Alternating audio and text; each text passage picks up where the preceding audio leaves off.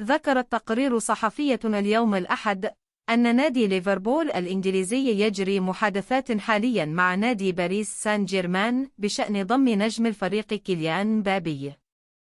ويتبقى في عقد مبابي مع باريس سان جيرمان الفرنسي 12 شهرا، وأعلن عدم تجديده لعقده ورغبته في الرحيل بنهاية العقد مجانا.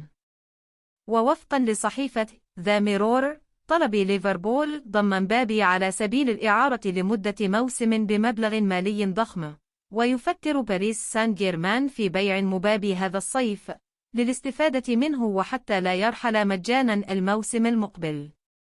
ورفض مبابي مؤخرا عرضا مغريا بقيمة 259 مليون جنيه استرليني من نادي الهلال السعودي للانضمام إليهم لموسم واحد، ويصر النجم الفرنسي على الانتقال لفريق ريال مدريد وتحقيق حلمه، ولذلك يرفض كل العروض المقدمة إليه. وتابعت الصحيفة أن عرض ليفربول يفيد جميع الأطراف، لأن إعارة مبابي ستجلب أموالا لباريس سان جيرمان، وسيستطيع قائد فرنسا الانتقال إلى ريال مدريد العام المقبل.